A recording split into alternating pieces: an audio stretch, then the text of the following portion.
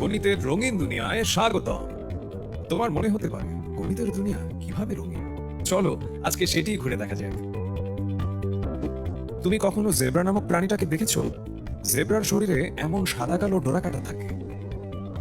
ভেবে দেখো তো, জেব্রার মতো সাদা কালো ডিজাইন কি আরো কোথাও দেখেছো? তুমি নিশ্চয়ই রাস্তায় চলাচলের সময় এ ধরনের ডিজাইন খেয়াল করে থাকবে, যাকে জেব্রা ক্রসিং বলা হয়। আচ্ছা বলো তো, এই দুটির মধ্যে মিল কোথায়? নিশ্চয়ই ধরতে পেরেছো যে দুই ক্ষেত্রেই সাদার পরে কালো, আবার কালোর পরে সাদা, এরকম একটি প্যাটার্ন তৈরি হয়েছে। আবার বিভিন্ন বিল্ডিং এর টাইলসে এমন ডিজাইন, অথবা ইট দিয়ে তৈরি এরকম নকশাও হয়তো তোমার চোখে পড়েছে। একটু খেয়াল করলে দেখতে পাবে এই নকশাগুলোতে সাধারণত একই ডিজাইনের রিপিট দেখতে পাওয়া যায়। তুমি কি জানো, বারবার এমন রিপিট বা পুনরাবৃত্তি হওয়ার একটি নাম আছে, আর একেই প্যাটার্ন বলে। তবে এরকম এলোমেলো ভাবে সাজানো থাকলে কিন্তু সেটি প্যাটার্ন হবে না। প্যাটার্ন হবার জন্য একই রকম ডিজাইনগুলো পরপর সাজানো থাকতে হবে, অর্থাৎ পুনরাবৃত্তিমূলক নকশা হলেই সেটি প্যাটার্ন হবে। আজকের পর্বে তুমি এই প্যাটার্ন সম্পর্কেই জানবে। বইয়ের ভাষায় কোনো নির্দিষ্ট নিয়মে কোনো বিষয় বা বস্তু সাজানো থাকলে তাকে প্যাটার্ন বলে। মজার ব্যাপার হলো, বিভিন্ন দালান, মসজিদ, মন্দির কিংবা ভাস্কর্যের মতো স্থাপনা ছাড়াও তোমার আশেপাশে ছড়িয়ে আছে প্যাটার্নের অসংখ্য উদাহরণ। যেমন গোলাপ, ডালিয়া অথবা সূর্যমুখীর ফুলের পাপড়ির বিন্যাসের মাঝে প্যাটার্ন পাওয়া যায়। আবার বিভিন্ন জীবজন্তুর গায়ে ভিন্ন ভিন্ন রঙের সমাবেশ দেখা যায়, সেটিকেও তুমি প্যাটার্ন বলতে পারবে।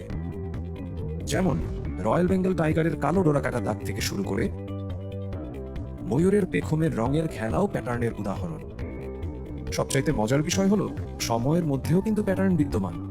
ভেবে দেখো, দিনের শুরুতে সূর্য পূর্ব দিকে উঠে এবং পশ্চিমে অস্ত যায়। এখানেও একই ঘটনা 24 ঘন্টা পর পর রিপিট হচ্ছে, তাই এটিও একটি প্যাটার্ন। এমনকি আমাদের বিভিন্ন অঙ্গের গঠনেও প্যাটার্ন খুঁজে পাওয়া যায়। আসলে প্যাটার্ন আমাদের জীবনের একটি সহজ ও স্বাভাবিক অংশ। চলো এবার প্যাটার্নের প্রকারভেদ সম্পর্কে জেনে আসি। প্যাটার্ন মূলত দুই প্রকার। প্রথমটি হলো জ্যামিতিক প্যাটার্ন এবং দ্বিতীয়টি হলো সাংখ্যিক প্যাটার্ন। জ্যামিতিক প্যাটার্ন বলতে কিছু জ্যামিতিক আকারের কম্বিনেশন বোঝানো হয়। কিন্তু কি এই জ্যামিতিক আকার? তুমি দাবা খেলার সময় নিশ্চয়ই খেয়াল করেছো যে দাবা বোর্ডের এমন সাদা কালো চতুর্ভুজগুলো পরপর থাকায় একটি প্যাটার্ন তৈরি হয়েছে। চতুর্ভুজ ছাড়াও যে কোনো জ্যামিতিক আকার, যেমন রেখা, বৃত্ত, ত্রিভুজ ইত্যাদি যদি একটি নির্দিষ্ট নিয়ম মেনে একে অপরের সাথে অবস্থান করে, তবে একটি জ্যামিতিক প্যাটার্ন গঠিত হয়। যেমন খেয়াল করলে দেখবে ফুটবলের গায়েও কিন্তু জ্যামিতিক প্যাটার্ন তৈরি হয়। এবার চলো সাংখ্যিক প্যাটার্ন সম্পর্কে জেনে নিই। সাংখ্যিক প্যাটার্ন নাম শুনেই বুঝতে পারছো, এখানে সংখ্যার প্যাটার্ন থাকবে, অর্থাৎ এই প্যাটার্নে কিছু নির্দিষ্ট নিয়ম মেনে সংখ্যাগুলিকে সাজানো হয়। সাংখ্যিক প্যাটার্নের সবচাইতে ইন্টারেস্টিং এক্সাম্পল হচ্ছে ক্যালেন্ডার। কি অবাক হচ্ছ? ক্যালেন্ডারে যে কোনো একটি মাসের কথা চিন্তা করে দেখো। তুমি গত দিনের তারিখের সাথে এক যোগ করলে আজকের তারিখ পাবে, আবার আজকের তারিখের সাথে এক যোগ করলে আগামীকাল কত তারিখ তা বের করতে পারবে। অর্থাৎ তারিখগুলোর ক্ষেত্রে পরপর দুটি সংখ্যার পার্থক্য হলো এক। কিন্তু সাংখ্যিক প্যাটার্নে পরপর দুটি সংখ্যার পার্থক্য সবসময় এক হবে এমন কিন্তু নয়। যেমন এখানে সাজানো বেলুনগুলোতে প্রথম গুচ্ছে 2টি, এর পরের গুচ্ছে 4টি এবং এর পরে 6টি বেলুন আছে। এখন বেলুনগুলোর সংখ্যা ভালো মতো খেয়াল করে দেখো, তুমি নিশ্চয়ই ধরতে পেরেছো। এখানে প্রতিবার আগের বেলুনের সংখ্যার সাথে 2 যোগ করলে নতুন গুচ্ছের বেলুনের সংখ্যা পাওয়া যায়। এখন তুমি একই নিয়ম ফলো করে এর পরের গুচ্ছে কতটি বেলুন থাকবে তা বের করতে পারবে। একইভাবে 6-এর সাথে 2 যোগ করবে, অর্থাৎ নতুন গুচ্ছে বেলুন থাকবে 8টি। তাহলে এভাবে তুমি আরেকটি সাংখ্যিক প্যাটার্ন পাচ্ছ। সাংখ্যিক প্যাটার্ন শুধুমাত্র এই কয়েকটি নিয়মেই নয়, আরো অনেকভাবে সাজানো থাকতে পারে। এ নিয়ে পরের লেসনগুলোতে ডিটেইলস আলোচনা করব। আজ তাহলে এ পর্যন্তই। তবে তোমার জন্য একটা হোমওয়ার্ক আছে। আজকের লেসনে দেখে আসা এক্সাম্পলগুলো বাদে তুমি তোমার চারপাশে আর কোথায় কোথায় প্যাটার্ন খুঁজে পাচ্ছ তার একটা লিস্ট করে ফেলো। দেখা হবে আগামী পর্বে। মনে আছে, যখন কয়েকটি সংখ্যার মধ্যে এক ধরনের প্যাটার্ন তৈরি হয় তখন তাকে সাংখ্যিক প্যাটার্ন বলা হয়। আচ্ছা, তুমি কি ছোটবেলায় হাতের আঙ্গুল দিয়ে এভাবে গুনতে ট্রাই করেছো? খেয়াল করেছো আঙ্গুলগুলোকে সব সময় আমরা এমন 3 ভাগেই ভাগ করতে পারি। কিন্তু তুমি কি জানো আমাদের হাতের গঠনে একটি বিশেষ ধরনের সাংখ্যিক প্যাটার্ন পাওয়া যায়? কি অবাক হয়ে গেলে? নিশ্চয়ই এখন জানতে ইচ্ছে করছে তোমার হাতে কিভাবে সাংখ্যিক প্যাটার্ন তৈরি হতে পারে। শুধুমাত্র হাতের গঠনেই নয়, আমাদের চারপাশে সাংখ্যিক প্যাটার্নের এমন আরো অনেক ইন্টারেস্টিং এক্সাম্পলস পাবে। আজকের পর্বে তুমি এমন কিছু মজার সাংখ্যিক প্যাটার্ন সম্পর্কে জানতে পারবে। প্রথমেই স্বাভাবিক সংখ্যার প্যাটার্ন দিয়ে শুরু করা যাক। স্বাভাবিক সংখ্যা বা ন্যাচারাল নাম্বারস কি তা নিশ্চয়ই তোমার জানা আছে। স্বাভাবিক সংখ্যা বলতে শূন্য থেকে বড় যে কোনো পূর্ণ সংখ্যাকে বোঝানো হয়। তাহলে স্বাভাবিক সংখ্যাগুলো যদি কোনো প্যাটার্ন তৈরি করে তবে তাকে স্বাভাবিক সংখ্যার প্যাটার্ন বলা হয়। আর স্বাভাবিক সংখ্যাগুলো থেকে আমরা ইচ্ছে করলেই এভাবে জোড় সংখ্যাগুলোকে আলাদা করে জোড় সংখ্যার প্যাটার্ন, কিংবা বিজোড় সংখ্যাগুলোকে আলাদা করে বিজোড় সংখ্যার প্যাটার্ন তৈরি করে ফেলতে পারি। তবে স্বাভাবিক সংখ্যার প্যাটার্ন থেকে মৌলিক সংখ্যা বের করার জন্য প্রাচীন একটি মেথড রয়েছে। চলো এই মেথড সম্পর্কে জানার আগে মৌলিক সংখ্যার কনসেপ্ট একটু রিমাইন্ড করে নিই। একটু ভেবে দেখো, 2, 3, 5, 7 এদের প্রত্যেককেই এক ও নিজেকে বাদে অন্য যে কোনো সংখ্যা দিয়ে ভাগ করা যায় না। আর এমন যেসব স্বাভাবিক সংখ্যাকে এক এবং ওই সংখ্যা ছাড়া অন্য কোনো সংখ্যা দিয়ে ভাগ করা যায় না সেগুলোকেই মৌলিক সংখ্যা বলা হয়। মৌলিক সংখ্যাগুলোকে ইংরেজিতে প্রাইম নাম্বারস বলা হয়। তাহলে 2, 3, 5, 7 প্রতিটি এক একটি মৌলিক সংখ্যা, কারণ এদেরকে এক ও নিজেকে বাদে অন্য কোনো সংখ্যা দিয়ে ভাগ করা যায় না। মনে রাখবে মৌলিক সংখ্যাগুলোর দুটি উৎপাদক থাকবে, একটি হলো এক এবং অপরটি হলো ওই সংখ্যাটি নিজেই। কিন্তু একের উৎপাদকের সংখ্যা মাত্র একটি এবং সেটি হলো এক নিজেই, তাই এক মৌলিক সংখ্যা নয়। আর এক এবং মৌলিক সংখ্যাগুলো বাদে বাকি স্বাভাবিক সংখ্যাগুলোই হলো যৌগিক সংখ্যা। তাহলে বুঝতেই পারছো স্বাভাবিক সংখ্যা থেকে মৌলিক সংখ্যা নির্ণয়ের জন্য তোমাকে যৌগিক সংখ্যাগুলো এবং এককে বাদ দিয়ে দিতে হবে। চলো তাহলে স্বাভাবিক সংখ্যা থেকে মৌলিক সংখ্যা নির্ণয়ের প্রাচীন মেথডটি জেনে আসি। এখন থেকে প্রায় 2200 বছর আগের কথা। ইরাটোস্থেনিস নামে একজন গ্রিক ম্যাথমেটিশিয়ান স্বাভাবিক সংখ্যার প্যাটার্ন থেকে মৌলিক সংখ্যা বের করার একটি মজার মেথড বের করেন। এই পদ্ধতিতে প্রথমে একটি চার্টে স্বাভাবিক সংখ্যাগুলো অর্থাৎ 1 থেকে 100 পর্যন্ত পরপর লেখা হয়। যেহেতু এক মৌলিক কিংবা যৌগিক সংখ্যার কোনোটিই নয়, সুতরাং মেথড অনুযায়ী এককে গোল চিহ্ন দিয়ে চিহ্নিত করব। এবার সব থেকে ছোট মৌলিক সংখ্যা 2কে চিহ্নিত করি এবং 2 এর গুণিতকগুলো অর্থাৎ সব জোড় সংখ্যা কেটে নিই। একইভাবে মৌলিক সংখ্যা 3কে চিহ্নিত করি এবং এর গুণিতকগুলোকেও কেটে দিই। এবার পরবর্তী মৌলিক সংখ্যা 5 এবং 7কে চিহ্নিত করি এবং প্রথমে 5 এর গুণিতক ও এর পরে 7 এর গুণিতকগুলোকে কেটে দিই। খেয়াল করলে দেখবে চার্টে শুধু এক ও যৌগিক সংখ্যাগুলো বাদে বাকি সংখ্যাগুলো টিকে আছে। তাহলে চার্টে টিকে থাকা সংখ্যাগুলোই অর্থাৎ গোল এবং ক্রস মার্ক বাদে যে সংখ্যাগুলো আছে সেগুলোই মৌলিক সংখ্যা। এভাবে মৌলিক সংখ্যা বের করার ওয়ে অনেকটা স্বাভাবিক সংখ্যা থেকে ছেঁকে বা ফিল্টার করে বের করার মতোই। তাই এই মজার পদ্ধতিটির নাম ইরাটোস্থেনিসের ছাঁকনি। এবার চলো আরো একটি ইন্টারেস্টিং সাংখ্যিক প্যাটার্ন সম্পর্কে জানা যাক। লেসনের শুরুতেই তোমাকে বলেছিলাম তোমার হাতের গঠনে একটি সাংখ্যিক প্যাটার্ন পাওয়া যায়। এটি একটি বিশেষ সংখ্যার প্যাটার্ন যাকে ফিবোনাচি সংখ্যার প্যাটার্ন বলা হয়। এই প্যাটার্ন শুধুমাত্র মানুষের বিভিন্ন অঙ্গের অনুপাতেই নয়, সূর্যমুখী ফুলের পাপড়ি বিন্যাস, শামুকের স্পাইরাল, মৌমাছির পরিবারতন্ত্র কিংবা বিভিন্ন গাছের শাখা বিন্যাসে, এমনকি সৌরজগতেও তুমি পাবে এই ফিবোনাচি সংখ্যা। ইতালীয় গণিতবিদ লিওনার্দো অফ পিসা ত্রয়োদশ শতাব্দীতে সর্বপ্রথম ফিবোনাচি সংখ্যার প্যাটার্ন সম্পর্কে আলোচনা করেন। তার ডাকনাম ছিল ফিবোনাচি, তাই এর নামকরণ করা হয়েছে ফিবোনাচি প্যাটার্ন। ফিবোনাচি সংখ্যার প্যাটার্ন শুরু হয় 0 দিয়ে এবং এর দ্বিতীয় সংখ্যাটি হলো 1। পরের প্রতিটি সংখ্যা হলো আগের দুটি সংখ্যার যোগফল। চলো এখন এই নিয়ম অনুযায়ী ফিবোনাচি সংখ্যা দিয়ে একটি প্যাটার্ন তৈরি করে ফেলি। প্রথম দুটি সংখ্যা 0 ও 1 নিয়ে ফেলো। যেহেতু পরবর্তী সংখ্যাটি প্রথম দুটি সংখ্যার যোগফলের সমান, সুতরাং 0 ও 1 যোগ করে পাবে 1, যেটি হবে প্যাটার্নের তৃতীয় সংখ্যা। একইভাবে পরের সংখ্যা পেতে 1 ও 1 যোগ করবে, ফলে পরবর্তী সংখ্যাটি পাবে 2। একই প্রসেসে কন্টিনিউ করলে এর পরের সংখ্যা দুটি পাবে, যথাক্রমে 3 এবং 5। এখন পজ দিয়ে বাকি সংখ্যাগুলো নিজে নিজে বের করার চেষ্টা করে দেখো তো। নিশ্চয়ই সেম রুল অ্যাপ্লাই করে একে একে পরবর্তী সংখ্যাগুলো 8, 13, 21 ইত্যাদিও বের করে ফেলতে পেরেছো। কখনো ভেবে দেখেছো গণিতের রঙিন দুনিয়ায় না এলে তোমার চারপাশের প্যাটার্নের অসংখ্য এক্সাম্পল কিন্তু তোমার কাছে অজানাই থেকে যেত। এবার চলো সংখ্যায় সাজানো একটি ইন্টারেস্টিং ত্রিভুজ দেখে আসি। প্রথমে এমন কয়েকটি ব্লক নিবে যেখানে ব্লকগুলো এমন একটি ত্রিভুজ আকার গঠন করে। এই ত্রিভুজটির প্রত্যেক সারির প্রথম ও শেষ সংখ্যা হলো 1 এবং প্রত্যেক সারির ভিতরের যে কোনো সংখ্যা হবে সংখ্যাটির উপরের সারির বাম ও ডান পাশের সংখ্যা দুটির যোগফল। এভাবে সংখ্যা দিয়ে সাজানো এই মজার ত্রিভুজটি প্যাসকেলের ত্রিভুজ নামে পরিচিত। তুমি চাইলে এই কনসেপ্ট ব্যবহার করে আরো বড় ত্রিভুজ বানাতে পারবে।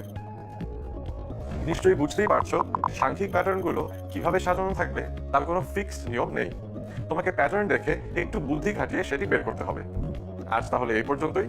দেখা হবে নতুন কোনো পর্বে নতুন কোনো টপিক নিয়ে। সেই পর্যন্ত ভালো থেকো। মনে করো তুমি এবং তোমার বড় বোন স্কুলের অ্যানুয়াল ডেতে গিয়েছো। স্কুলের মাঠে কয়েকটি বক্স রাখা আছে। বক্সগুলোতে কয়েকটি সংখ্যা দিয়ে লেবেলিং করা। পরপর 3টি বক্সে 1, 6 ও 11 এই 3টি সংখ্যা লেখা আছে। কিন্তু এরপরের বক্সের গায়ে কোয়েশ্চেন মার্ক দেওয়া। চিন্তা করে দেখো তো এই বক্সে কোন সংখ্যা বসবে। এদিকে তোমার বড় বোন একটু চিন্তা করেই বলে দিল বক্সের গায়ে লেখা সংখ্যাটি হবে 16। কি অবাক হয়ে গেলে? অবাক হওয়ার কিছু নেই।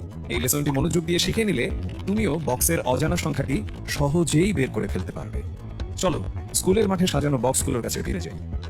খেয়াল করো বক্সগুলোর গায়ে লেখা সংখ্যাগুলো আসলে একটি সাংখ্যিক প্যাটার্ন গঠন করেছে। বক্সের প্রথম সংখ্যাটির সাথে 5 যোগ করলে 6 পাবে, অর্থাৎ দ্বিতীয় বক্সের সংখ্যাটি পাবে। আবার 6 এর সাথে 5 যোগ করলে থার্ড বক্সের সংখ্যা 11 পেয়ে যাবে।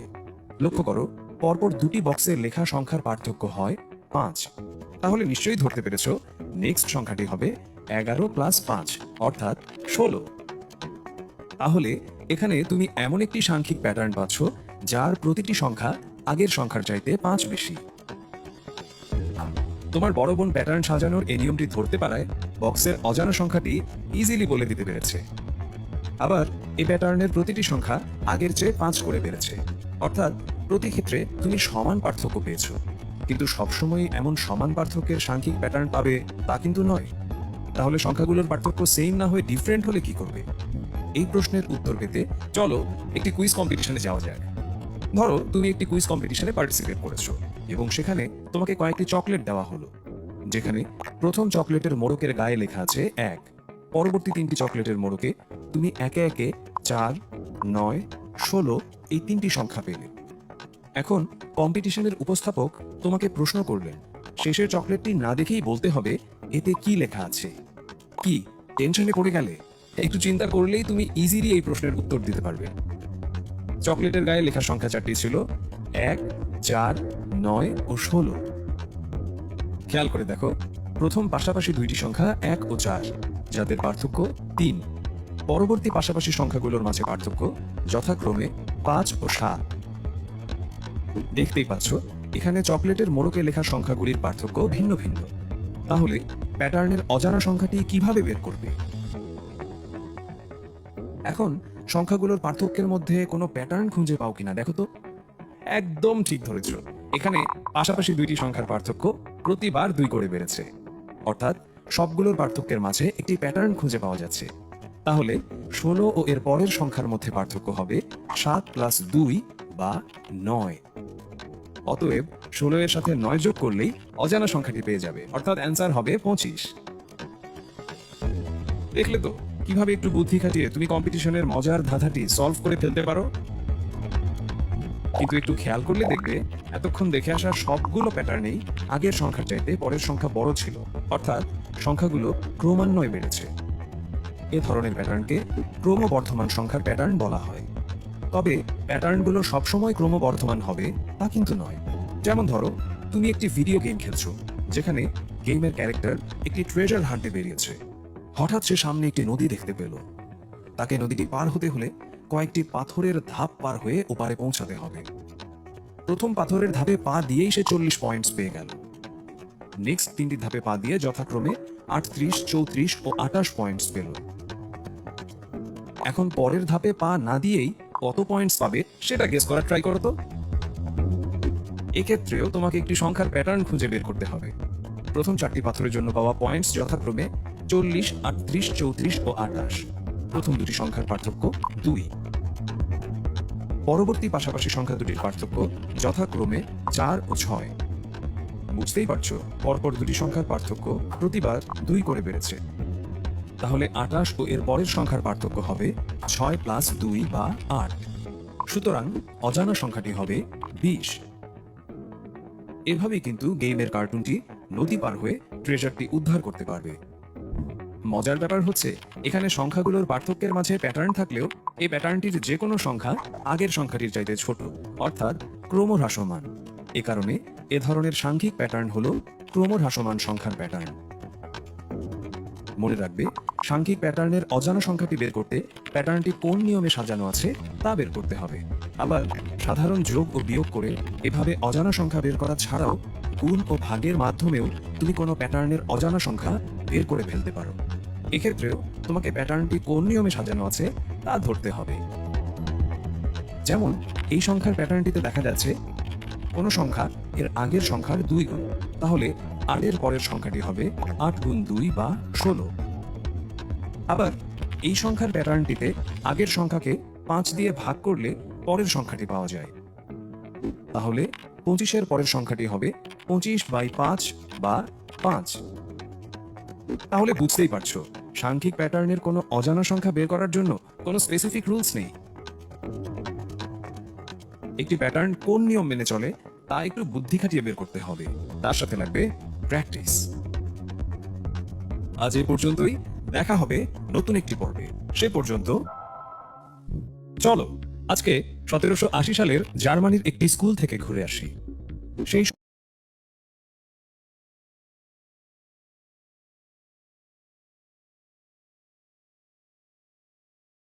সময় একদিন এক স্কুলে বাচ্চারা অনেক দুষ্টুমি করছিল, তাই তাদের টিচার তাদেরকে চুপ করানোর জন্য উনি ভেবেছিলেন এতে অন্তত কিছু সময় তারা সমস্যাটির সমাধান নিয়ে ব্যস্ত থাকবে। কিন্তু একটা ছেলে কয়েক মিনিটের মাঝেই উত্তর বের করে সবাইকে অবাক করে ফেলল। সেই ছেলেটি আর কেউ নয়, কার্ল ফ্রেডরিক গাউস, যিনি প্রিন্স অফ ম্যাথমেটিক্স বা গণিতের রাজপুত্র নামে পরিচিত। গাউস কি করে এত দ্রুত এই সমস্যাটির সমাধান করে ফেললেন তা শিখতে হলে তোমাকে আজকের পর্বটি ভালো করে দেখতে হবে। তুমি অলরেডি জেনে এসেছো, স্বাভাবিক সংখ্যা বলতে 0 থেকে বড় যে কোনো পূর্ণ সংখ্যাকে বোঝায়। আর স্বাভাবিক সংখ্যাগুলোকে এভাবে পরপর সাজিয়ে লিখলে তাকে স্বাভাবিক ক্রমিক সংখ্যা বলে। যেমন এখানে 1 থেকে 10 পর্যন্ত স্বাভাবিক ক্রমিক সংখ্যা দেয়া আছে। এবার চলো স্বাভাবিক ক্রমিক সংখ্যাগুলোর যোগফল বের করা শিখে নিই। মনে করো তোমাকে 1 থেকে 10 পর্যন্ত ক্রমিক সংখ্যাগুলোকে যোগ করতে বলা হয়েছে। যেহেতু আমরা যোগফল বের করতে চাচ্ছি, তাই শুরুতেই সংখ্যাগুলোর যোগফলকে ক ধরে নিই। লক্ষ্য করো, সংখ্যাগুলোর প্রথম পদ 1 ও শেষ পদ 10। তাহলে এই দুটি পদের যোগফল হবে 11। আবার তুমি যদি দ্বিতীয় পদ ও শেষ পদের আগের পদটি যোগ করো তাহলেও 11 পাবে। মজার ব্যাপার হলো, একই প্যাটার্ন ফলো করে এভাবে জোড়ায় জোড়ায় যোগ করলে তুমি প্রতি ক্ষেত্রেই যোগফল পাবে 11। তাহলে দেখা যাচ্ছে যে মোট 5টি জোড়া পাওয়া যায়, যাদের প্রত্যেকের যোগফল 11। এবার মনে করো তুমি দোকান থেকে 10 টাকা দিয়ে এক জোড়া মোজা কিনে আনলে। এখন তুমি যদি মোট 5 জোড়া মোজা কিনতে চাও তাহলে তোমার কত টাকা লাগবে বলো তো? 50 টাকা, তাই তো? অর্থাৎ এখানে মোট দাম বের করতে গুণ করা হয়েছে। একইভাবে একটি জোড়ার যোগফল 11 হলে 5টি জোড়ার যোগফল হবে 5 গুণ 11, অর্থাৎ 55। এটি স্বাভাবিক ক্রমিক সংখ্যাগুলোর যোগফল ক এর মান। কার্ল ফ্রেডরিক গাউসও একইভাবে জোড়ায় জোড়ায় যোগ করে 1 থেকে 100 পর্যন্ত যোগফল বের করেছিলেন। কিন্তু এভাবে ম্যানুয়ালি যোগ করে যোগফল বের করাটা বেশ সময়ের ব্যাপার। এজন্য পরবর্তীতে একটি চমৎকার সূত্র তৈরি হয়েছে, চলো সেটি দেখে নেওয়া যাক। এই যোগফলকে আবারও ক ধরে নাও।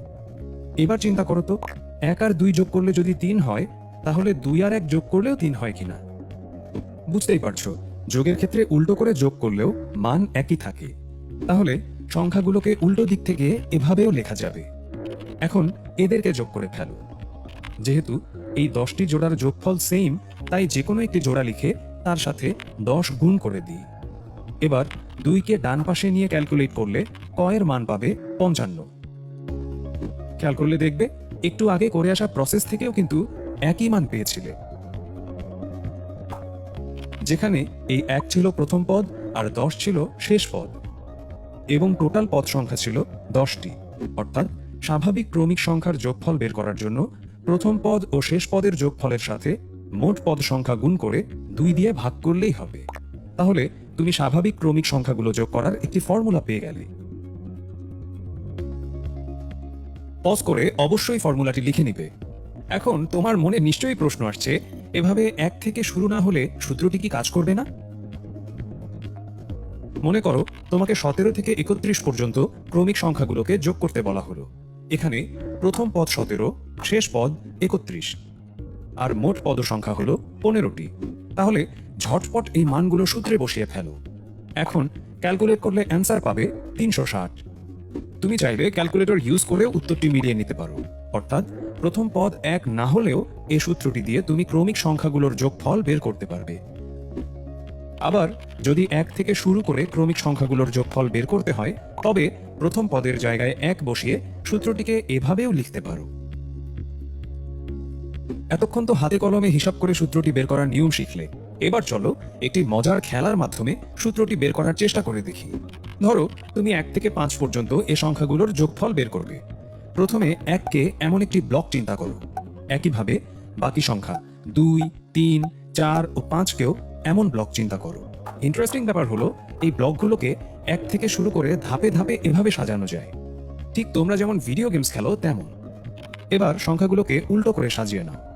এখন উল্টোভাবে সাজানো সংখ্যা অনুযায়ী 5 থেকে শুরু করে ধাপে ধাপে ব্লকগুলোকে এভাবে সাজিয়ে নিলাম। এবার দুই পাশের সাজানো ব্লকগুলো একসাথে যোগ করে দিলে এমন একটি নতুন ফিগার পাবে।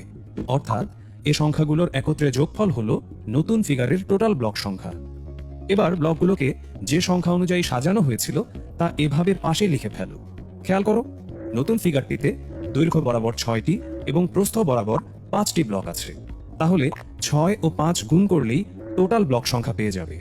আর এই টোটাল ব্লক সংখ্যা হলো সংখ্যাগুলোর যোগফলের সমান। কিন্তু এখানে তুমি 2 বার 1 থেকে 5-এর যোগফল পাচ্ছ, তাই যে কোনো একটার যোগফল বের করার জন্য 2 দিয়ে ভাগ করে ফেলি, যাকে তুমি এভাবেও লিখতে পারো। খেয়াল করলে দেখবে এখানে প্রথম পদ 1 ও শেষ পদ 5, আর 5টি সংখ্যা যোগ করতে বলায় পদ সংখ্যা 5টি। অর্থাৎ ম্যানুয়ালি হিসাব না করেও তুমি ঠিক আগের সূত্রটিই পেয়ে গেলে। কি চমৎকার না? দেখলে তো কিভাবে ব্লক নিয়ে খেলার মাধ্যমেও তুমি এত ইম্পর্টেন্ট একটি ফর্মুলা শিখে নিলে। তুমি চাইলে আরো বেশি সংখ্যা যোগ করার জন্য ব্লক সংখ্যা এভাবে বাড়িয়ে নিতে পারো। প্রতি ক্ষেত্রেই তুমি একই সূত্র পাবে। আজ তাহলে এ পর্যন্তই। আজকের লেসনে তুমি স্বাভাবিক ক্রমিক সংখ্যার যোগফল বের করা শিখেছো। পরের লেসনে বিজোড় স্বাভাবিক সংখ্যার যোগফল বের করা শিখবে। সে পর্যন্ত ভালো। আচ্ছা, তোমার কি মনে আছে প্রথম 10টি স্বাভাবিক সংখ্যার যোগফল বের করার জন্য তুমি কিউএতে অ্যাপ্রোচ করেছিলে? প্রথমে এইভাবে জোড়ায় জোড়ায় সাজিয়ে যোগফল বের করার চেষ্টা করেছিলে, তাই না? কিন্তু 10টির চাইতে বেশি সংখ্যা, যেমন 50 কিংবা 100টি সংখ্যার যোগফল বের করতে বলা হলে খেয়াল করে দেখো, এভাবে বের করা কিন্তু বেশ সময়ের ব্যাপার। তাই তুমি এমন একটি ফর্মুলা ইউজ করে এই যোগফল বের করেছো।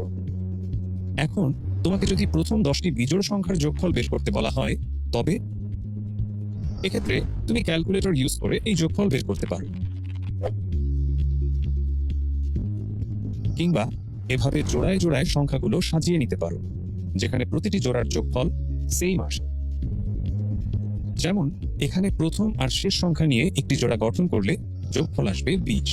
আবার দ্বিতীয় সংখ্যা ও শেষ সংখ্যার আগের সংখ্যাটি নিয়ে আরেকটি জোড়া গঠন করলেও যোগফল 20ই পাবে। দেখতেই পাচ্ছ, এভাবে সবগুলো সংখ্যার জন্য জোড়া গঠন করে প্রতি জোড়ার যোগফল পাওয়া যায় 20। এবার এই 5টা 20 যোগ করলে পাবে 100। কিন্তু যদি এখন বলা হয় প্রথম 50টি বিজোড় সংখ্যার যোগফল বের করে দেখাও, তখন কি করবে বলো তো?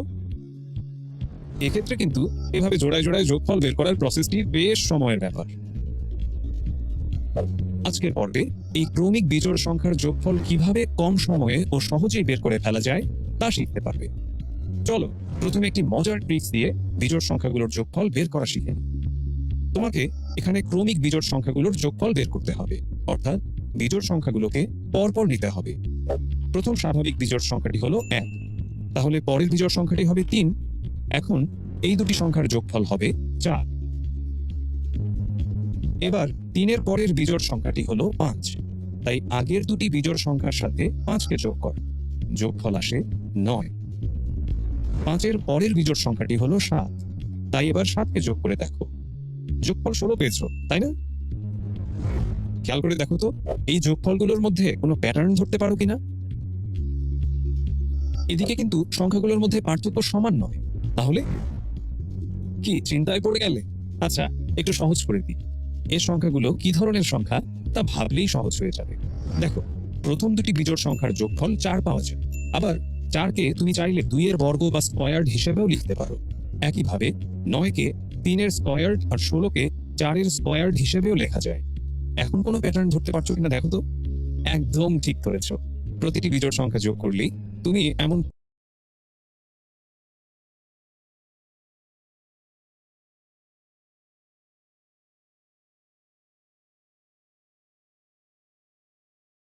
পরপর সংখ্যাগুলোর বর্গ, যেমন ক্রমান্বয়ে 2-এর বর্গ, 3-এর বর্গ, 4-এর বর্গ এইভাবে পাচ্ছ। তাহলে তুমি বলতে পারো প্রথম দুটি বিজোড় সংখ্যার যোগফল হলো 2-এর বর্গ। একইভাবে কন্টিনিউ করলে প্রথম 3টি বিজোড় সংখ্যার যোগফল পাওয়া যায় 3-এর বর্গ, এবং প্রথম 4টি বিজোড় সংখ্যার যোগফল হবে 4-এর বর্গ। এখন কিন্তু তুমি হিসেব না করেও বলে দিতে পারবে প্রথম 5টি বিজোড় সংখ্যার যোগফল হবে 5-এর বর্গ, অর্থাৎ 25। তাহলে বলো তো প্রথম 10টি বিজোড় সংখ্যার যোগফল কি হবে? নিশ্চয়ই ধরতে পেরেছো যে প্রথম 10টি বিজোড় সংখ্যার যোগফল হবে 10-এর বর্গ, অর্থাৎ 100। তাহলে তুমি কি প্রথম 10টির পরিবর্তে nটি বিজোড় সংখ্যার যোগফল বের করতে পারবে? আগের মতোই nকে স্কয়ার করে দিলেই তুমি প্রথম nটি বিজোড় সংখ্যার যোগফল পেয়ে যাবে। আর এটি হলো প্রথম n সংখ্যক বিজোড় সংখ্যার যোগফল বের করার ফর্মুলা। পজ করে অবশ্যই নোট ডাউন করে নিবে। এখন এই ফর্মুলাতে তুমি n এর জায়গায় এভাবে ভ্যালু বসিয়ে যত খুশি ততটি বিজোড় সংখ্যার যোগফল বের করে ফেলতে পারবে। জ্যামিতিক প্যাটার্ন কি তা নিশ্চয়ই তোমার মনে আছে। যখন কয়েকটি জ্যামিতিক আকার একটি প্যাটার্ন ফলো করে সাজানো থাকে, তখন আমরা সেটিকে জ্যামিতিক প্যাটার্ন বলে থাকি। ইন্টারেস্টিং ব্যাপার হলো এই বিজোড় সংখ্যাগুলোর যোগফল জ্যামিতিক প্যাটার্ন ইউজ করে একটি মজার খেলার মাধ্যমেও সলভ করা সম্ভব। চলো এখন একটি জ্যামিতিক প্যাটার্নের সাহায্যে বিজোড় সংখ্যাগুলোর যোগফল বের করার চেষ্টা করে দেখি। ধরো তুমি একটি ছোট বর্গাকার বক্স এনে স্কুল মাঠে রাখলে, আবার তোমার ভাই একই সাইজের 3টি বক্স নিয়ে এলো এবং এভাবে সাজিয়ে রাখলো। তাহলে তোমার ও তোমার ভাইয়ের বক্সগুলোকে কম্বাইন করলে এমন পাওয়া যাবে, যেখানে মোট 4টি বক্স আছে। খেয়াল করেছো কি? তোমরা কিন্তু বক্সের মাধ্যমে পরপর দুটি বিজোড় সংখ্যা 1 আর 3 যোগ করেই 4 পেয়েছো, যাকে 2-এর বর্গ হিসেবে লেখা যায়। অর্থাৎ প্রথম দুটি বিজোড় সংখ্যার যোগফল হলো 2-এর বর্গ। এখন তোমরা যদি একই সাইজের আরো 5টি বক্স নিয়ে আসো, তাহলে বক্সগুলোকে কম্বাইন করলে টোটাল 9টি বক্স হবে, যাকে তুমি 3 × 3 অর্থাৎ 3 স্কয়ার্ড হিসেবে লিখতে পারবে। অর্থাৎ প্রথম 3টি বিজোড় সংখ্যার যোগফল হবে 3-এর বর্গ। এভাবে তুমি বক্সের সংখ্যা বাড়িয়ে জ্যামিতিক প্যাটার্নের সাহায্যে প্রথম 10টি ক্রমিক বিজোড় সংখ্যার যোগফলও বের করে ফেলতে পারবে। এক্ষেত্রে 10টি বিজোড় সংখ্যার যোগফল আসবে 10-এর বর্গ বা 100, যা একটু আগে দেখে আসা ওয়েতে সলভ করা অ্যান্সারের সাথে মিলে গেছে। কি মজার না? দেখলে তো, সাংখ্যিক প্যাটার্ন দিয়ে বের না করে তুমি জ্যামিতিক প্যাটার্নের সাহায্যেও সলভ করলে সেম অ্যান্সার পাবে। আশা করি আজকের টপিক নিয়ে কোনো রকম কনফিউশন নেই। পরের লেসনে আরো মজার কিছু নিয়ে দেখা হবে। সে পর্যন্ত ভালো থেকো।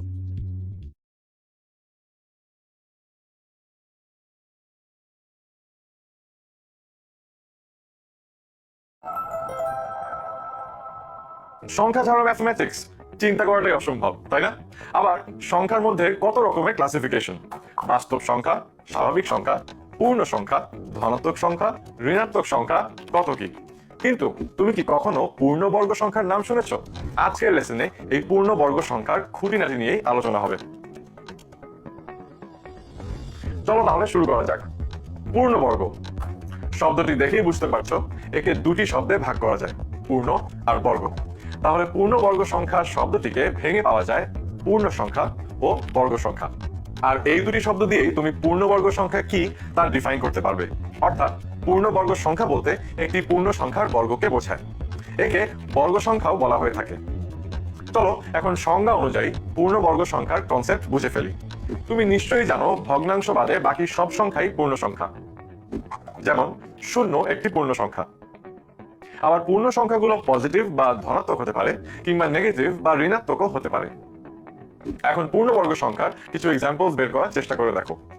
প্রথমে র্যান্ডমলি যে কোনো একটি পূর্ণ সংখ্যা নাও। ধরো তুমি যে কোনো সংখ্যা 2 সিলেক্ট করেছো। যেহেতু একটি সংখ্যাকে বর্গ করা মানে হলো সেই সংখ্যাকে 2 বার গুণ করা, তাহলে তোমার সিলেক্ট করা সংখ্যা 2 কে বর্গ করলে অর্থাৎ 2 কে 2 বার গুণ করে পাবে 4। তাহলে ডেফিনেশন অনুযায়ী 4ই হলো 2 এর পূর্ণবর্গ সংখ্যা। সুতরাং একটি সংখ্যা যদি n হয় তাহলে এর পূর্ণবর্গ সংখ্যা হবে n স্কোয়ার্ড।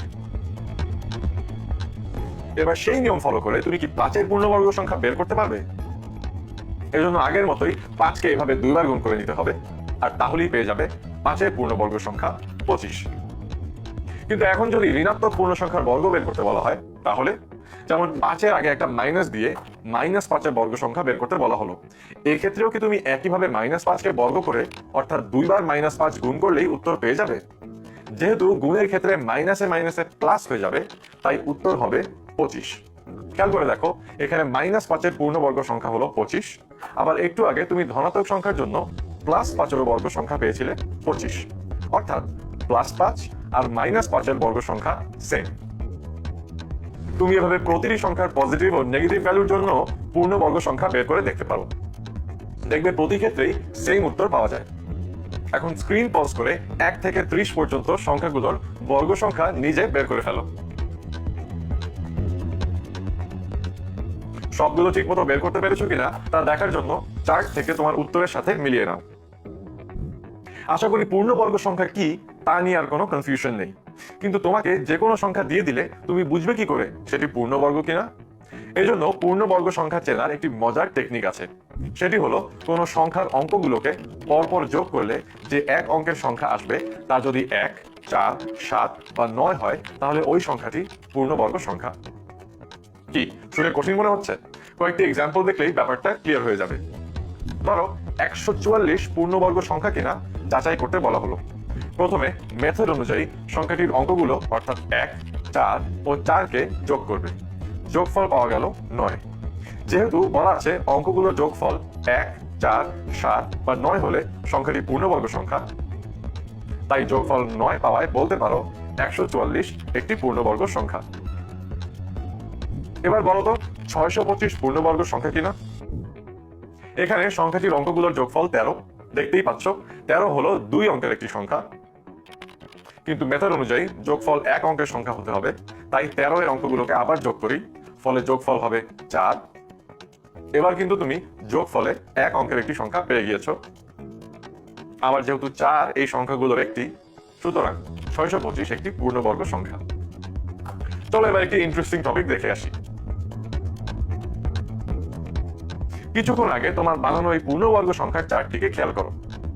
এখানে কোনো সংখ্যাই 2 বার গুণ করে 5 পাওয়া যায় না, তাই 5 পূর্ণবর্গ সংখ্যা নয়। কিন্তু 5 পূর্ণবর্গ সংখ্যা না হলেও একে দুটি পূর্ণবর্গ সংখ্যার যোগফল হিসেবে প্রকাশ করা যায়। এজন্য প্রথমেই দেখতে হবে 5 এর কাছাকাছি বর্গ সংখ্যা কোনটি। 5 এর কাছাকাছি বর্গ সংখ্যা হলো 4। তাহলে 5 কে 4 ও 1 এর যোগফল হিসেবে লেখা যায়। যেহেতু 2 এর বর্গ সংখ্যা 4 এবং 1 এর বর্গ সংখ্যা 1, তাই 5 কে 2 এর বর্গ ও 1 এর বর্গের যোগফল হিসেবে লেখা যাবে। এভাবে তুমি সহজেই 5 কে দুটি বর্গ সংখ্যার যোগফল বা সমষ্টি রূপে প্রকাশ করতে পারবে। আবার কিছু সংখ্যাকে 1 এর বেশি উপায়েও দুটি বর্গ সংখ্যার যোগফল হিসেবে প্রকাশ করা যায়। যেমন 50 এর জন্য এর কাছের বর্গ সংখ্যা নিতে পারো 49, তাই 50 কে 49 ও 1 এর যোগফল হিসেবে লিখতে হবে। এখন 49 কে 7 এর বর্গ আর 1 কে 1 এর বর্গ হিসেবে লিখলে 50 কে দুটি সংখ্যার বর্গের যোগফল হিসেবে প্রকাশ করা হয়ে যাবে। আবার 49 বাদে 50 এর কাছাকাছি একটি সংখ্যা হলো 36 বা 6 এর বর্গ। তাহলে 50কে এভাবেও লেখা যায়। কিন্তু 14 পূর্ণবর্গ সংখ্যা নয়, তাই 36 না নিয়ে পরের পূর্ণবর্গ সংখ্যা 25 নেই। তাহলে 50কে তুমি এভাবেও লিখতে পারবে, অর্থাৎ 50কে এই দুই উপায়ে লেখা যায়। এখন স্ক্রিন পজ করে 1 থেকে 100 পর্যন্ত কয়টি সংখ্যাকে তুমি এমন দুটি সংখ্যার বর্গের যোগফল হিসেবে প্রকাশ করতে পারবে তা চেষ্টা করে দেখো। আজ তাহলে এই পর্যন্তই। এই পর্বে তুমি পূর্ণবর্গ সংখ্যা কিছু মজার বৈশিষ্ট্য শিখেছো। পরের লেসনে দেখা হবে আগামী। প্রায় 4000 বছর আগের কথা। চায়নায় তখন ভয়াবহ বন্যা। লুও রিভার ফুলে ফেঁপে উঠেছে। কোনোভাবেই বন্যা নিয়ন্ত্রণ করা যাচ্ছে না। তখন তাদের রাজা একদিন লক্ষ্য করলেন একটা অনেক বড় কচ্ছপ বন্যার পানি থেকে ভেসে উঠেছে। কচ্ছপটির খোলসে ঠিক এমন কিছু মার্কিং করা ছিল। রাজা দেখলেন নাম্বারগুলোকে যে কোনো দিক থেকে যোগ করলে সেম যোগফল পাওয়া যায়, যা ম্যাজিক স্কোয়ারের ধারণা। বলা হয় সেই থেকে ম্যাজিক স্কোয়ারের কনসেপ্ট শুরু। তখন এই ম্যাজিক স্কোয়ারকে সৌভাগ্যের প্রতীক বলে মনে করা হতো। গল্পগুলো হয়তো শুধু গল্পই, কিন্তু আধুনিক সভ্যতায় মানুষ বুঝতে পেরেছে যে এটি আসলে গণিতের অন্যতম একটি মজার ব্যবহার। ধরো এরকম বর্গাকার ছক আছে, এখানে কিছু সংখ্যা উপর নিচ ও পাশাপাশি লেখা থাকে, তবে সেগুলোকে পাশাপাশি উপর নিচ বা কোনাকুনি যোগ করে সব সময় একই যোগফল পাওয়া গেলে তাকে ম্যাজিক স্কোয়ার বা ম্যাজিক বর্গ বলে। আজকের পর্বে তুমি 3 ও 4 ক্রমের ম্যাজিক বর্গ তৈরি করা শিখবে। এসো প্রথমেই 3 ক্রমের ম্যাজিক বর্গ শিখে নিই। এটি একটি ছোট বর্গ। এখন এইরকম 9টি বর্গকে ঠিক এভাবে 3 সারিতে সাজালে 3 ক্রমের বর্গ পাওয়া যায়। প্রতিটি ছোট বর্গক্ষেত্রে 1 থেকে 9 পর্যন্ত ক্রমিক স্বাভাবিক সংখ্যাগুলো এমনভাবে সাজাতে হবে যাতে পাশাপাশি উপর নিচ কোনাকুনি যোগ করলে যোগফল একই হয়। এই যোগফলকেই ম্যাজিক সংখ্যা বলা হয়। এখন চলো দেখি কিভাবে এই ম্যাজিক সংখ্যা বের করতে হয়। ম্যাজিক সংখ্যা নির্ণয়ের সূত্রটি হলো n গুণ n স্কয়ার্ড যোগ 1। এরপর এই অংশটুকু 2 দিয়ে ভাগ, যেখানে n হলো যত ক্রমের ম্যাজিক বর্গ নির্ণয় করতে হবে সেই সংখ্যা। অর্থাৎ 3 ক্রমের ম্যাজিক বর্গের জন্য n হলো 3, তাহলে এজন্য ম্যাজিক সংখ্যাটি হবে 15। এখন চলো সংখ্যাগুলি সাজানোর কৌশলটি শিখে নিই। প্রথম ধাপটি হলো একদম কেন্দ্রের বর্গক্ষেত্রে 5 বসাতে হবে। এবার জোড় সংখ্যাগুলিকে অর্থাৎ 2, 4, 6, 8কে পর্যায়ক্রমে বর্গক্ষেত্রটির প্রতিটি কর্ণ বরাবর এভাবে বসাতে হবে। এখন পরবর্তী ধাপটি কিন্তু শুধুমাত্র যোগ অথবা বিয়োগ দ্বারাই করা সম্ভব। যেমন ম্যাজিক বর্গটির প্রথম রো বরাবর আমরা পাচ্ছি 2 এবং 4। যেহেতু ম্যাজিক সংখ্যাটি 15, অর্থাৎ পাশাপাশি সংখ্যাগুলিকে যোগ করলে যোগফল পাওয়া যাবে 15। সেহেতু মাঝের বর্গের সংখ্যাটি হবে 15 বিয়োগ 2 যোগ 4, তাহলে সংখ্যাটি হয় 9। একইভাবে প্রথম কলামের মাঝের বর্গের সংখ্যাটি হবে 15 বিয়োগ 2 যোগ 6, যা সমান সমান হয় 7। এভাবে বাকি দুইটি কলামের সংখ্যা দুইটি পেয়ে গেলাম, যথাক্রমে 1 ও 3। এভাবেই তুমি 3 ক্রমের ম্যাজিক বর্গ বের করতে পারবে। এছাড়া এভাবেও 3 ক্রমের ম্যাজিক বর্গ বের করা যায়। তুমি নিজেই একটু চেষ্টা করে দেখো। চলো এবার 4 ক্রমের ম্যাজিক বর্গ শিখে নিই। 4 ক্রমের বর্গ দেখতে ঠিক এমন হয়। এসো এবার ম্যাজিক সংখ্যাটি বের করে ফেলি। তুমি কিন্তু অলরেডি ম্যাজিক সংখ্যা বের করার সূত্রটি জানো। 4 ক্রমের ম্যাজিক বর্গের জন্য n হবে 4। এখন এই সূত্রটিতে n এর মান বসিয়ে ম্যাজিক সংখ্যা পেয়ে গেলাম 34। প্রতিটি ক্ষুদ্র বর্গক্ষেত্রে 1 থেকে 16 পর্যন্ত ক্রমিক স্বাভাবিক সংখ্যাগুলো এমনভাবে সাজাতে হবে যাতে পাশাপাশি উপর নিচ কোনাকুনি যোগ করলে যোগফল একই, অর্থাৎ 34 হয়। এসো এবার সংখ্যাগুলি সাজানোর কৌশলটি শিখে নিই। প্রথম ধাপে সংখ্যাগুলিকে যে কোনো কর্নার থেকে শুরু করে 1 থেকে 16 পর্যন্ত ক্রমানুসারে এভাবে লিখতে হবে। দ্বিতীয় ধাপে কর্ণের সংখ্যাগুলি বাদ দিয়ে বাকি সংখ্যাগুলিকে আগের মতোই রাখতে হবে। এবার নেক্সট ধাপে প্রথম কর্ণ বরাবর যে সংখ্যাগুলো ছিল তাদেরকে বিপরীত ক্রমে লেখা হলো। একইভাবে পরবর্তী কর্ণ বরাবর সংখ্যাগুলিকে বিপরীত ক্রম অনুযায়ী বসাই। এখন পাশাপাশি উপর নিচ কোনাকুনি যোগ করে দেখা যায় যোগফল 34 হচ্ছে, অর্থাৎ আমরা 4 ক্রমের ম্যাজিক বর্গটি বের করতে পেরেছি। এটা ছাড়া এভাবে অথবা এভাবেও 4 ক্রমের ম্যাজিক বর্গ বের করা সম্ভব। তবে এই 4 ক্রমের ম্যাজিক বর্গের জন্য যে শুধুমাত্র 1 থেকে 16 পর্যন্ত সংখ্যাই ব্যবহার করা যাবে এমন কিন্তু না। যেমন ভারতের বিখ্যাত গণিতবিদ শ্রীনিবাস রামানুজন তার নিজের জন্মদিন দিয়ে এই 4 ক্রমের জাদু বর্গ বানিয়েছিলেন, যেখানে রো, কলাম অথবা কর্ণ বরাবর যোগফল 139। তিনি এই সূত্র ব্যবহার করে ম্যাজিক স্কোয়ারটি বের করেছিলেন। তুমিও তোমার জন্মদিন দিয়ে চেষ্টা করে দেখো তো নিজের ম্যাজিক স্কোয়ার আর ম্যাজিক সংখ্যা বের করতে পারো কিনা। আজ তাহলে এই পর্যন্তই। আশা করি তুমি এই পর্বে 3 ও 4 ক্রমের ম্যাজিক বর্গ গঠন সম্পর্কে জানতে পারলে। আগামী পর্বে 5 ও 6 ক্রমের ম্যাজিক বর্গ সম্পর্কে জানতে পারবে। সে পর্যন্ত ভালো থেকো। তুমি তো জানো, যদি এরকম বর্গাকার ছকে কিছু সংখ্যা উপর নিচ ও পাশাপাশি লেখা থাকে, তবে সেগুলোকে পাশাপাশি, উপর নিচ বা কোণাকুণি যোগ করে সব সময় একই যোগফল পাওয়া গেলে তাকে ম্যাজিক স্কোয়ার বা ম্যাজিক বর্গ বলে। ম্যাজিক বর্গ অনেক ক্রমের হতে পারে। আজকের পর্বে তুমি 5 ও 6 ক্রমের ম্যাজিক বর্গ তৈরির নিয়ম বিস্তারিত শিখতে পারবে। চলো প্রথমেই দেখি কিভাবে 5 ক্রমের ম্যাজিক বর্গ তৈরি করা যায়। 5 ক্রমের বর্গ দেখতে ঠিক এমন হয়, যেখানে 1 থেকে 25 পর্যন্ত সংখ্যা সাজানো থাকে। তুমি নিশ্চয়ই ম্যাজিক সংখ্যা বের করার সূত্রটি জানো। চলো সূত্রটি দেখে নিই। তুমি এখন 5 ক্রমের ম্যাজিক বর্গের জন্য ম্যাজিক সংখ্যা বের করতে পারবে। তাহলে n সমান 5 বসিয়ে ম্যাজিক সংখ্যাটি পাই 65। এই ক্রমের ম্যাজিক বর্গ বের করার জন্য আমরা একটি নতুন নিয়ম ফলো করব, যাকে আপরাইট মেথড বলে। এই নিয়মের প্রথম স্টেপ হলো প্রথম রো এর মাঝের বর্গটিতে 1 বসাতে হবে। এই আপরাইট মেথডে আমাদের একবার উপরে আরেকবার ডানে যেতে হবে। এখন 1 এর বর্গটির উপরে কোনো ঘর নেই, তাহলে কি করা যায়? এখন আমাদেরকে এই 5 ক্রমের বর্গগুলিকে এমন একটি পেজ হিসাবে কল্পনা করতে হবে। তাহলে 1 এর উপরে ঘরটি হবে এটি এবং তার পাশের ঘরটি এটি। চলো তাহলে সলভটি শুরু করা যাক। আপরাইট মেথডে দ্বিতীয় সংখ্যাটি 2 হবে এখানে, এর পরের সংখ্যাটি 3 হবে এখানে। কিন্তু এবার দেখো 3 এর 1 ঘর উপরে, তারপর 1 ঘর ডানে কোনো ঘর নেই। এখন সেই একই ভাঁজ করা পেজ হিসেবে কল্পনা করলে আমরা এই ঘরটি পাচ্ছি এখানে। একইভাবে পঞ্চম সংখ্যা 5কে বসানো হলো। এখন লক্ষ্য করলে দেখবে যে 5 এর 1 ঘর উপরে এবং তার 1 ঘর ডানে অলরেডি একটি সংখ্যা আছে। এ সকল ক্ষেত্রে পরের সংখ্যাকে আগের সংখ্যার নিচের ঘরে বসাতে হবে। যেমন এখানে 5 এর নিচের ঘরে 6 বসবে। এভাবে সহজেই পরের সংখ্যাটি বসিয়ে দিই। এখন ভিডিওটি পজ করে এতক্ষণ তুমি যেসব নিয়ম শিখলে তা দিয়ে নিজেই একবার সলভ করার চেষ্টা করো তো। এবার এসো সলিউশনটি দেখে নিই। এখন পাশাপাশি, উপর নিচ, কোণাকুণি যোগ করে দেখো, যোগফল সব সময় 65 হবে। তাহলে এভাবেই তুমি 5 ক্রমের ম্যাজিক বর্গটি বের করতে পারলে। এবার এসো 6 ক্রমের ম্যাজিক বর্গ সম্পর্কে জেনে নিই। তুমি তো জানোই প্রথম কাজ এই সূত্র অনুযায়ী 6 ক্রমের ম্যাজিক বর্গের জন্য ম্যাজিক সংখ্যা বের করা।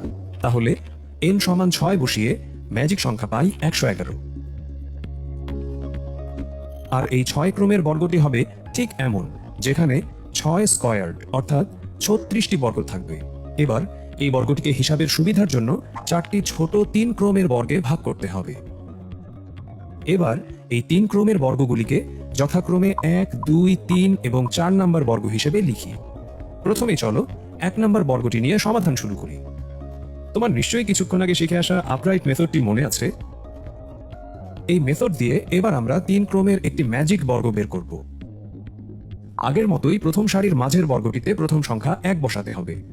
এবার আপরাইট মেথডে দ্বিতীয় সংখ্যাটি বসবে এখানে। একইভাবে 3 আর 4 সংখ্যাগুলিকে বসাই। বাকি সংখ্যাগুলিকেও এই নিয়মে বসিয়ে এই 3 ক্রমের ম্যাজিক বর্গটি পেলাম। এবার 2 নম্বর বর্গটি নেই। যেহেতু আগের 1 নম্বর বর্গে 1 থেকে 9 সংখ্যাগুলো ইউজ করেছি, তাই 2 নম্বর বর্গের প্রথম রো এর মাঝের কলামে প্রথমে 10 বসাই। তাহলে সেই মেথডে বাকি সংখ্যাগুলি অর্থাৎ 11 থেকে 18 পর্যন্ত বসিয়ে দ্বিতীয় ম্যাজিক বর্গটি এমন পাওয়া গেল। এবার 3 নম্বর বর্গটিতে সংখ্যা পূরণের পালা। এবার বলতে পারবে 3 নম্বর বর্গ কোন সংখ্যা দিয়ে শুরু হবে? যেহেতু 1 ও 2 নম্বর বর্গ মিলে 1 থেকে 18 পর্যন্ত সংখ্যা ইউজ করা হয়েছে, তাই এখানে প্রথম সংখ্যা 19 বসাতে হবে। এবার একে একে বাকি সংখ্যা 20 থেকে 27 পর্যন্ত আপরাইট মেথডে বর্গটিতে বসিয়ে এমন পাই। একইভাবে এবার 4 নম্বর বর্গটি নেই। এখন তুমি নিজে চেষ্টা করে দেখো তো কিভাবে এই আপরাইট মেথডে 3 ক্রমের বর্গটিতে পরবর্তী সংখ্যাগুলি অর্থাৎ 28 থেকে 36 পর্যন্ত বসানো যায়। এবার চলো সমাধানটি দেখে নিই। এভাবেই 4 নম্বর ম্যাজিক বর্গটি পেয়ে গেলাম। এখন খেয়াল করে দেখো আমাদের 4টি বর্গ ফিল আপ করা শেষ। এবার এই বর্গগুলিকে 6 ক্রমের বর্গে শিফট করা হলো, কিন্তু এটিই শেষ নয়। উপর নিচ যোগ করে দেখো ম্যাজিক সংখ্যা 111 পাওয়া যাচ্ছে। কিন্তু এবার দেখো পাশাপাশি যোগ করে আমরা পাচ্ছি এমন যা ম্যাজিক সংখ্যার সমান নয়। এমনকি কর্ণ বরাবর যোগ করেও যোগফল 111 এর সমান হয়নি। তাই ব্যালেন্স করার জন্য প্রথম বর্গের এই 3টি সংখ্যাকে চতুর্থ বর্গের এই 3টি সংখ্যার সাথে এক্সচেঞ্জ করতে হবে। তাহলে সংখ্যা 3টির প্লেস এক্সচেঞ্জ করে এমন পাই। এবার দেখো উপর নিচ পাশাপাশি অথবা কর্ণ বরাবর যে কোনো ভাবে যোগ করলেই আমরা ম্যাজিক নাম্বার 111 পাই। আজ তাহলে এই পর্যন্তই। আশা করি তুমি এই পর্বে 5 ও 6 ক্রমের ম্যাজিক বর্গ তৈরি করা শিখতে পারলে। পরে দেখা হবে নতুন। একদিন সন্ধ্যায় পড়ার সময় রিয়াকে তার বড় ভাইয়া যে কোনো একটি অঙ্ক পরপর 3 বার সাজিয়ে কোনো একটি সংখ্যা লিখতে বলল, যেমন 555 অথবা 999। এবার সংখ্যার অঙ্ক 3টি যোগ করে যোগফল দিয়ে 3 অঙ্কের সংখ্যাটিকে ভাগ করতে বলল। তাই রিয়া 222 লিখে সেটিকে 6 দিয়ে ভাগ করলো। ভাইয়া বলল অ্যান্সার 37 এসেছে, তাই না? রিয়া অনেক অবাক হয়ে গেল, কারণ অ্যান্সার সত্যিই 37 এসেছে। ভাইয়া কি করে জানলো?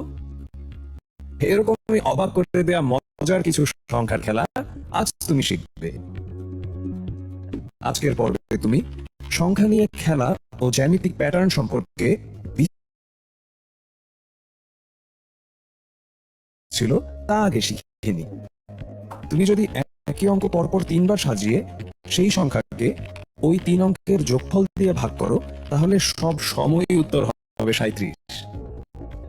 রিয়া 222 কে এই 3 সংখ্যার যোগফল 6 দিয়ে ভাগ করায় অ্যান্সার 37 এসেছিল। যদি সে 222 না নিয়ে 777 নিত, তাহলেও অ্যান্সার 37 আসতো। তুমি আরো কিছু সংখ্যার জন্য চেষ্টা করে দেখতে পারো। এদিকে মালিহা তার বন্ধু নবনীকে চমকে দেওয়ার জন্য গণিতের কিছু মজার খেলা শিখে এসেছে। মালিহা তাই নবনীকে 2 অঙ্কের একটি সংখ্যা নিতে বলল।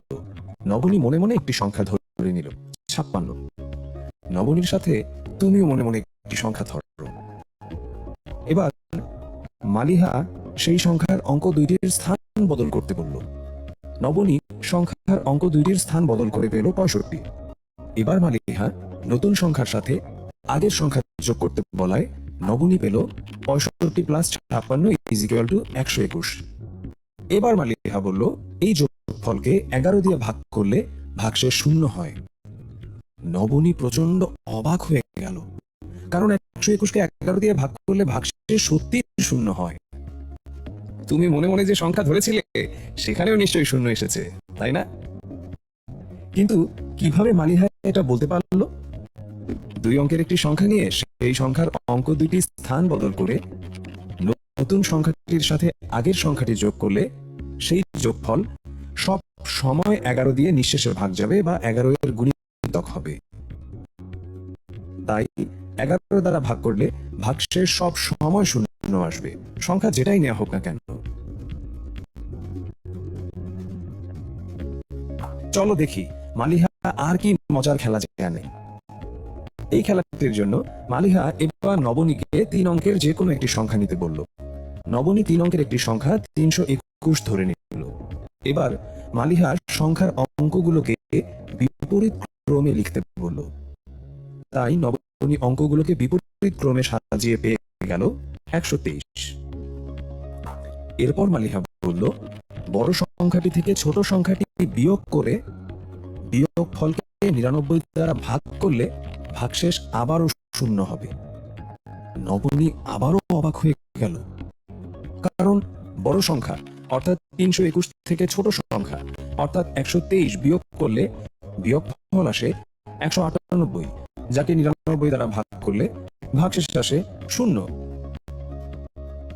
কারণ 3 অঙ্কের যে কোনো একটি সংখ্যা নিয়ে সংখ্যার অঙ্কগুলোকে বিপরীত ক্রমে লিখে বড় সংখ্যাটি থেকে ছোট সংখ্যাটি বিয়োগ করলে ভাগফল সব সময়ই 9 বা 99 এর গুণিতক আসবে। তাই বিয়োগ ফলকে 99 দ্বারা ভাগ করলে ভাগশেষ শূন্য হবে।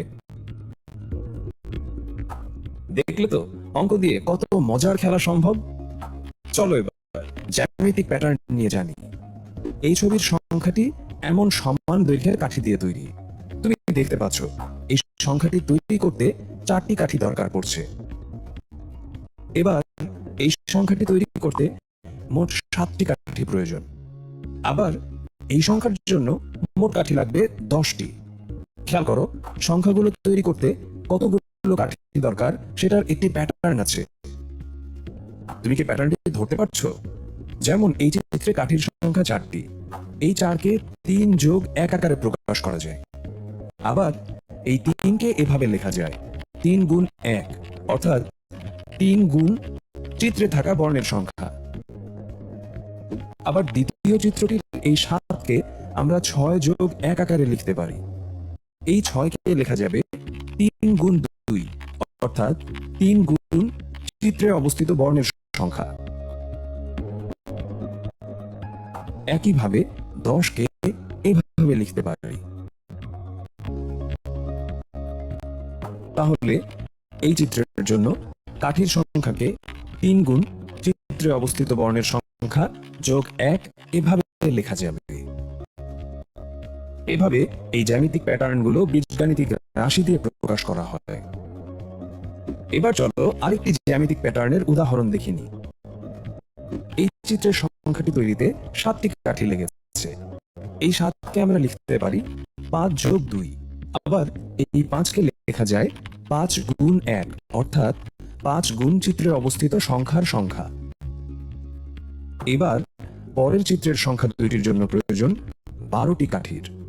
12কে লেখা যায় 10 যোগ 2।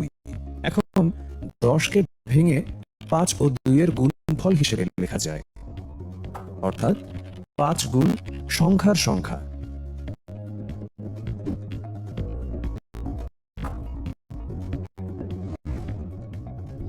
একইভাবে এই চিত্রের কাঠির সংখ্যা 17, যাকে লেখা যায় 5 গুণ সংখ্যার সংখ্যা যোগ 2। তাহলে এই প্যাটার্নটির জন্য বীজগাণিতিক রাশি পাই এরকম। এভাবে এই জ্যামিতিক প্যাটার্নগুলোকেও বীজগাণিতিক রাশি দিয়ে প্রকাশ করা যাবে। আজ তাহলে এই পর্যন্তই। তুমি এই পর্বে সংখ্যা নিয়ে খেলা ও জ্যামিতিক প্যাটার্ন সম্পর্কে জানতে পারলে।